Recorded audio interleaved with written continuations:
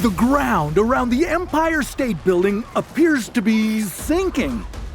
This historic landmark is about to get lost in a giant pit, and you will be coming down with it.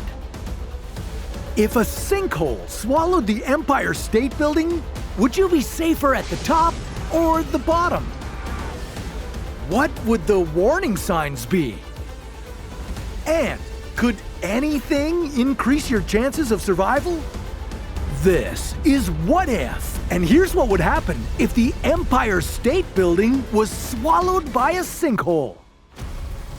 Okay, sinkholes don't open up all that often, but sometimes Earth's subsurface rock dissolves, creating underground spaces and caverns. Slowly but surely, the hole continues to grow in size.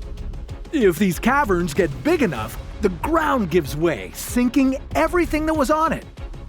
These trapdoors of nature exist all over the globe, and they can be as shallow as 0.3 of a meter or as deep as 30 meters. It would take an enormous sinkhole to swallow the Empire State Building, and our planet has just the right spot for the task. So, how big would an abyss need to be to consume this iconic building? The Empire State Building measures 381 meters. It'll take you almost 2,000 steps to climb it. The building runs from 33rd to 34th Street beside 5th Avenue and holds a workforce of about 15,000 people. Add to that its many visitors. On average, approximately 11,000 go through its doors each day. So, only an extraordinarily massive pit would be able to consume all of this skyscraper. It would be the sinkhole to end all sinkholes. So meet the Heavenly Pit. Located in China, it's the world's deepest sinkhole at 537 meters wide and around 650 meters deep. It's so huge that if we built the Empire State Building inside the pit, there would still be about 270 meters from the top of the building to the edge of the sinkhole. So let's say a sinkhole just like it formed in Manhattan. And since all great things should have great names, let's name this one the Infernal Pit. Now, before the devastating collapse, New Yorkers would notice strange things happening around the Empire State Building. Doors would start jamming. Outside, the trees would tilt toward the ground. Fresh cracks would spread on the building's base and the area around it. If you were enjoying the view from the observation deck on the 102nd floor, you'd be at the wrong place at the wrong time.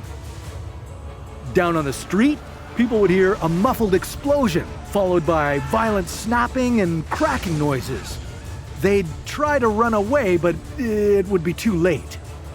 In an instant, the ground would fall into a colossal void. The Empire State Building would plummet right into the sinkhole, taking you and about 16,000 others with it. Now, with luck, the building could withstand the fall without crumbling, thanks to the sturdy central core and supportive bracing. On the other hand, most of its 6,500 windows would be demolished. As much as you'd want to see what was happening, you'd better stay away from the windows, unless you want to get slashed and bleed out. But those flying shards of glass would be the least of your troubles. People at the bottom of the Empire State Building would freefall for a staggering 650 meters, the entire depth of the sinkhole. In contrast, you and others at the very top would drop about 270 meters. That's a big difference, but sadly, the odds of surviving would still be against you. You know, just falling from 3 meters could fracture your spine, and 90% of people who fall for 7 stories die. If you fell from the 102nd floor, well, as a famous man once said, it's not the fall that kills you, it's the sudden stop at the end. It's the landing. You could attempt to soften your landing by jumping up as the building falls. Unfortunately, though, this would only slow you down by 5 kilometers per hour at most.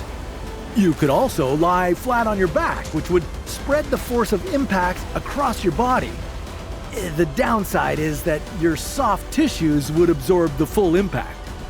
That includes your brain, and try living without it. Now, if by some statistical miracle you made it through the fall, you and any survivors could try climbing out through the smashed windows. Meanwhile, people in the lower levels would be buried under rubble. And you'd have a long wait before rescuers arrived. First, city engineers would check dangers from the gas lines, water mains, and unstable foundations. Firefighters would rappel down the sinkhole, making rescues slow, painstaking, and incredibly risky. Now, thankfully, it's nearly impossible that this New York City landmark would face such a calamity. Maybe its destruction wouldn't come from below, but from above, in the form of a mega tsunami. But that's a story for another What If.